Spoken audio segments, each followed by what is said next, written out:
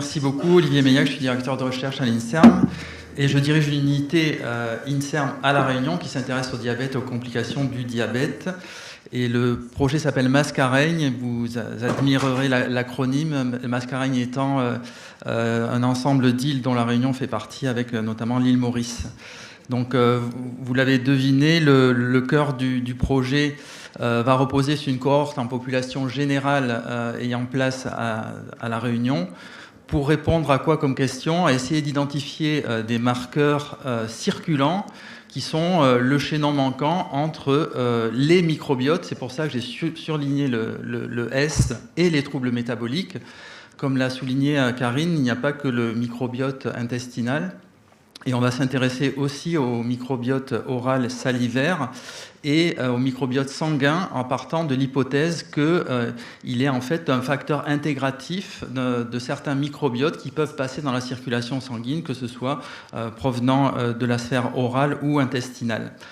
Donc à La Réunion, il y a un niveau de diversité en termes génétiques très important, mais qui a aussi des conséquences sur la consommation alimentaire, on en a parlé tout à l'heure, mais aussi d'exposition à certains pathogènes, puisque, je ne sais pas si vous êtes au courant, mais on a par exemple en ce moment une épidémie de chikungunya après avoir subi des vagues d'épidémies de dengue, notamment, et une exposition à des moustiques proches de celles du sud de la France, mais un pire.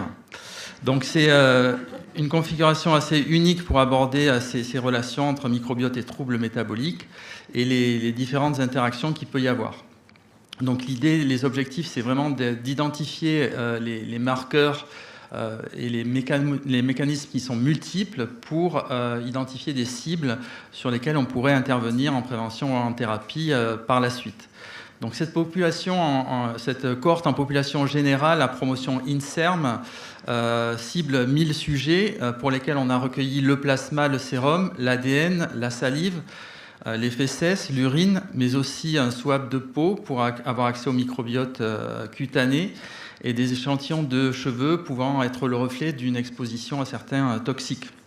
Donc actuellement, on a 451 participants qui sont inclus, et donc on va étudier les microbiotes pour faire ce lien entre microbiote au pluriel et troubles métaboliques, en étudiant particulièrement le stress infectieux. Est-ce que l'exposition à des agents infectieux peut influer sur cette relation entre microbiote et troubles métaboliques?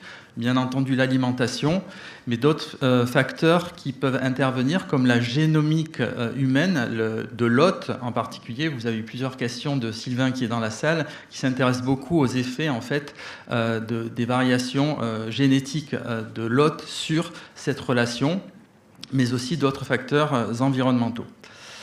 Donc il se décline en 7 work packages assez classiques, mais le premier d'entre eux, c'est de finaliser en fait cette cohorte en population, puisqu'on souhaite atteindre les 1000 participants, avec l'aide notamment de The French Gut, puisqu'on s'est connecté à un projet ciblé French Gut, dont a parlé tout à l'heure Patrick Vega.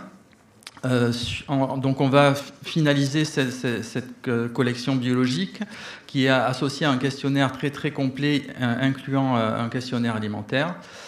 Les médiateurs seront regardés dans le plasma par des études de métabolomique et lipidomique et lipoprotéomique, donc c'est sur les lipoprotéines, donc il y a des connexions à faire avec certains programmes qu'on a vu passer cet après-midi. On va étudier la composante infectieuse grâce à des études de sérologie notamment, la composante, je l'ai dit, génomique humaine, les relations entre les 3 microbiotes, donc oral, intestinal et sanguin, et comment intégrer toutes ces données par des approches de modélisation assez sophistiquées. Et enfin, classiquement, gestion, promotion et sensibilisation et diffusion de ces différents work packages et des résultats. Donc voilà le consortium. On a choisi de n'être que 4, puisque moins on est de partenaires et plus les parts du gâteau sont grandes. Et donc l'UMRD3 que je dirige, l'unité PIMID, processus infectieux en milieu insulaire tropical. L'unité alors les 2 premières unités sont basées à La Réunion. l'Université de Lyon avec les études d'évolution génomique avec Sylvain, Laure et Philippe, et puis Métagénopolis avec Patrick et Mathieu Almeida, que je remercie, et je vous remercie aussi de votre attention, sachant que donc nous avons ces connexions avec le French Gut, on a fait aussi connexion avec CARI, on a déjà des mises en commun de questionnaires, on réfléchit à comment faire ces interactions, mais on est aussi ouvert à toute proposition sur les peptidoglycanes, d'IVO, sur les émulsifiants et les personnes âgées aussi, donc on est ouvert à toute collaboration. Je vous remercie. Merci beaucoup, Olivier. En fait, c'est pas vraiment une question, c'est plus peut-être une remarque sur les collègues dans ces différents projets avec les constitutions de cohortes, parce qu'il y a des enjeux de recueil d'informations par le biais de questionnaires. Peut-être on a intérêt à se parler pour peut-être harmoniser le type de questionnaire qu'on peut utiliser pour ces recueils, que ce soit, bon, évidemment l'alimentation, mais aussi l'activité physique ou d'autres paramètres, le stress, etc. Parce qu'il y a quand même une flopée de mesures possibles, enfin de questionnaires possibles. Et donc, voilà, peut-être qu'on pourrait se dire, finalement, essayons d'utiliser le même type de recueil pour que demain, on puisse effectivement comparer éventuellement les groupes. Enfin, c'est l'intérêt aussi d'un groupement comme ça, quoi. Tout à fait. C'est une des questions que j'allais aussi poser, puisque bon, il y a aussi Nutrinet Santé qui a fait beaucoup de questionnaires. Il y en a aussi un sur, avec French Gut. Et donc, je pense qu'effectivement, il va être nécessaire qu'on se mette tous d'accord et qu'on regarde les questionnaires, et surtout pour les gens qui répondent, parce que certains abandonnent des fois. Alors, on l'a fait avec justement CARI et French Gut, mais bien sûr c'est ouvert à l'ensemble des partenaires ici. On peut diffuser tout à fait le CRF qu'on a et même le protocole de la cohorte qui peut susciter aussi d'autres idées d'interaction. Voilà. Okay, il n'y a pas très longtemps, il y avait aussi une réunion du projet CRISPR-Tool pour avoir un support pour les questionnaires et pour le recrutement. Et du coup, on avait discuté, bon, c'était pas intégré dans leur projet complètement, mais du coup, ils ont aussi une certaine diversité de questionnaires. Et il peut se poser la question aussi d'interagir notamment avec ce projet ciblé, de voir si on peut pas développer un espèce de... comment on dit, de mise en commun, ou en tout cas d'accès aux différents questionnaires qui sont développés, sachant qu'il faut des choses spécifiques. Mais effectivement, avoir des points communs, ça serait quand même un plus. Et j'avais un peu le même type de question sur les prélèvements de microbiotes oraux, puisque Karine l'a évoqué aussi. Toi, vous êtes déjà dedans. Et de parties hautes de l'intestin, où on sait qu'il y a des effets aussi de micro-localisation, et voilà. Et du coup, là aussi, est-ce que c'est des méthodes comparables, différentes? Est-ce oui, on est déjà en contact en fait avec Karine, où on a envoyé une étudiante chez elle, et on a des protocoles déjà en commun.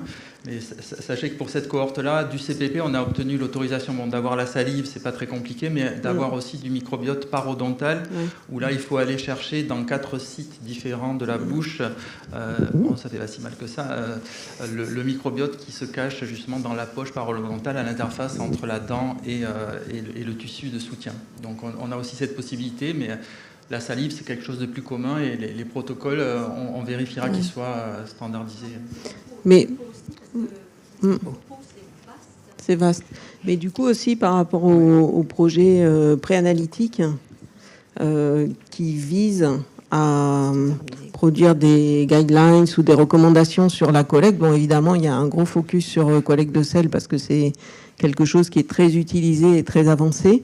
Mais du coup, peut-être que ça serait intéressant quand même de voir dans quelle mesure ça peut être élargi, ou en tout cas dans la communauté ici, si on peut déjà partager par rapport à des prélèvements oraux, salivaires, de la peau, tu parlais du sang, enfin tous ces aspects-là. Sur l'intestinal, vu qu'on a une partie en commun avec le French Gut et que les méthodes de recueil sont différentes, on a cette capacité à comparer le congelé moins 80 direct versus le collecté sur du milieu, puisqu'on sera sur les mêmes échantillons.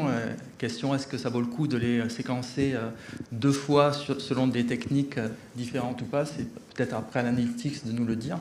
Mais pour la peau et pour répondre à Nadine, on a utilisé quand même des standards en quelque sorte au pli du coude, sans désinfection à l'alcool, etc. Enfin, les gold standards qu'on nous a communiqués, n'étant pas moi-même spécialiste.